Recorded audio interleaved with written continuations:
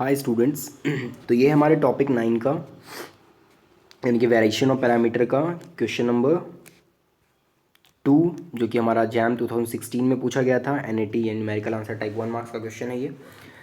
तो समझते हैं पहले इस क्वेश्चन को कि इसमें करना क्या है। Let y1x y2x and y3x be linearly independent solution of the differential equation this. मतलब कि ये तीनों आपस में इंडिपेंडेंट है और इसका सोल्यूशन है। तो बोला जा रहा है कि रॉन्स्कियन क्या होगा, मतलब रॉन्स्कियन अगर इस फॉर्म में है k इंटू ई का पावर बी एक्स में, तो बोला जा रहा है कि find the value of B निकालना है। बहुत ईजी स्ट्रेट फॉरवर्ड क्वेश्चन है। पहले हम इसे सॉल्व करेंगे तो हमारा y1 y2 y3 आ जाएगा। हमें पता है रॉन्स्कियन कैसे निकलता है। रॉन्स्कियन का वैल्यू में पता है कि ये होता है, पहले हम क्या करेंगे y1 y2 और y3 को एज इट इज़ लिख देंगे, फिर y1 dash y2 dash y3 dash and फिर y1 को डबल डेरिवेटिव नहीं y1 double dash y2 double dash and y3 double dash. तो ये हमारा हो जाएगा। इसे हम यूज़ करेंगे, तो हम बस इसी को यूज़ करके बनाते हैं फटाफट। तो देखते हैं। सबसे पहले हमें इसे डिफरेंशियल इक्वेशन को सॉल्व करना है। इस डिफरेंशियल इक्वेशन को जैसे ही आप इसका ऑक्सिलरी इक्वेशन लिखोगे तो ये क्या होगा, M cube minus 6m² plus 11m minus 6 equals to 0। अब हम क्या करेंगे, इसे सॉल्व करेंगे। तो यहाँ पे आप एक चीज़ नोटिस करोगे कि जैसे अब यहाँ पे 1 रखोगे, जो हम हिट एंड ट्रायल लगाते हैं क्यूबिक के लिए, क्योंकि इसका जो फॉर्मूला आता है एग्जैक्ट फॉर्मूला वो बहुत ही बड़ा होता है, जो कि आपको अभी नहीं पढ़ना और आप यूज़ भी नहीं कर सकते, डायरेक्टली याद करना थोड़ा टिपिकल है। बट जैसे ही आप m का वैल्यू 1 रखोगे तो यहाँ पे क्या आएगा, 1 माइनस 6 प्लस 11 माइनस 6।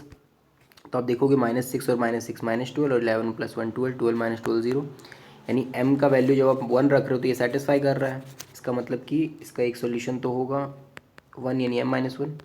तो बाकी बचा हुआ 2 सोल्यूशन हम कैसे निकालेंगे, तो हमें ये तो पता चल गया कि m-1 इसका एक फैक्टर होगा। तो हम क्या कर सकते हैं, ये देखेंगे कि इस m को हम लोग कितना से मल्टीप्लाई करेंगे कि m क्यूब आए तो m² से। तो ये m क्यूब तो आ जाएगा, यानी ये पार्ट तो हमारा खत्म हो गया। लेकिन प्रॉब्लम क्या हो गया कि अब -m² आ गया, जबकि हमें चाहिए कितना, -6m² यानी -5m का कमी है। तो -5m देंगे तो -5m इंटू m मल्टीप्लाई होकर -5m² और यहाँ से -m², -6m² तो आ गया।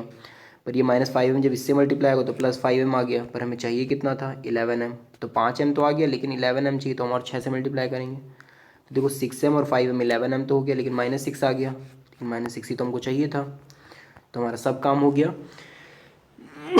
यानी कि हमारा जो सोल्यूशन होगा वो क्या होगा, अब देखो इसे हम डेरिवेट करेंगे, मतलब इसे हम फैक्टराइज करेंगे। तो ये क्या होगा आपको पता है, सिंपली m-2 इंटू m-3। क्योंकि 3 और 2 का मल्टीपल 6 और दोनों को अगर आप ऐड करोगे तो -5। तो यहाँ से हमारा वैल्यू क्या आ जाएगा, 1 2 एंड 3।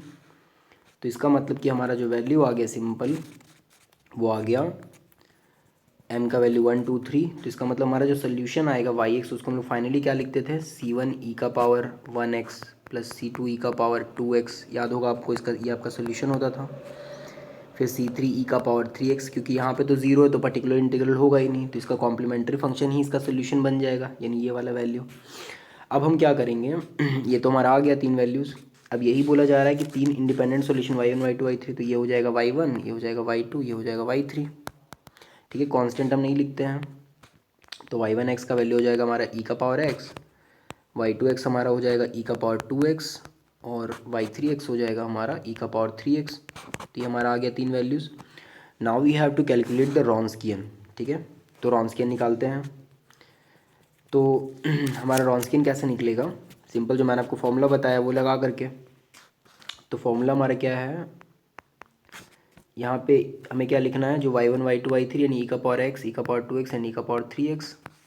अब इसे हमें डेरिवेट करना है। तो e का पावर x होगा, इसको डेरिवेट करेंगे तो 2e का पावर 2x, इसको डेरिवेट करेंगे तो 3 का पावर 3x।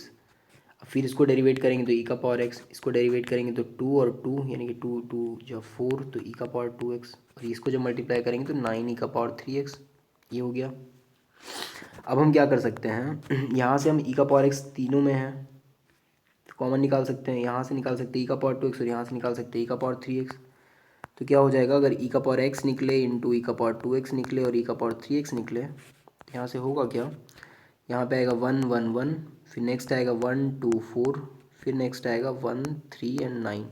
ठीक है, अब सिंपल या तो हम डिटर्मिनेंट निकाल सकते हैं डायरेक्टली, या फिर हम इसे क्या कर सकते हैं, सॉल्व कर सकते हैं। लेकिन आपको पता है, देखो आप उसको सॉल्व करने का भी जरूरत नहीं है। इसका आप डिटर्मिनेंट का जब वैल्यू निकालोगे तो वो कोई कांस्टेंट वैल्यू आएगा, जो कि मान लो लेट से कि कुछ भी आएगा, इसको डिटरमिनेंट को सॉल्व करके लेट से के आएगा, तो या के या कोई भी कांस्टेंट सी आएगा लेट से, चलो मान लेते हैं। तो आपका इससे आपको निकालने का ज़रूरत नहीं है, क्योंकि इतना टिपिकल रूट का आप निकालोगे क्यों, देखो क्योंकि आपको वैल्यू क्या निकालना था फाइनली, आप वो चाहो तो निकाल सकते हो, पर आपको देखो वैल्यू क्या निकालना है। बोला जा रहा है रॉन्स्कियन जो है वो आ रहा है के इंटू ई का पावर बी एक्स में, तो हम लोग इसमें इंटरेस्टेड नहीं है जो कि आपका डिटरमिनेंट से आएगा, हम लोग इसमें इंटरेस्टेड है, यानी ई का पावर में क्या आएगा। तो अब देखो पावर अगर ऐड करोगे सबको तो क्या आएगा, ई का पावर 2 और 1 3 और 3 6, यानी ई का पावर 6 टाइम्स कांस्टेंट आएगा। यानी इस तरह सॉल्व करने पर आपका रॉन्स्कियन क्या आ रहा है, ई का पावर 6 टाइम कांस्टेंट। तो यहाँ से अगर आप कंपेयर करो कि जो आपका रॉन्स्कियन दिया हुआ है और आपका जो रॉन्स्कियन आ रहा है, मतलब कि जब मैंने सॉल्व किया तो मेरा रॉन्स्कियन क्या है, डिटरमिनेंट का वैल्यू जो कि आएगा लेट से सी, तो सी टाइम्स ई का पावर 6, यानी कि ये आएगा आपका वैल्यू जो आपने सॉल्व करके लाया वो आएगा आपका सी टाइम्स ई का पावर 6, और आपका वैल्यू क्या दिया हुआ है रॉन्स्कियन का, के इंटू ई का पावर बी एक्स। तो आप कंपेयर करोगे तो के इक्वल्स टू सी और बी का वैल्यू कितना आ गया 6। यही आपको बोला जा रहा था कि what will be the value of B, so the value of B is 6, क्योंकि आपको फाइंड करना था। तो ये हो गया आपका आंसर।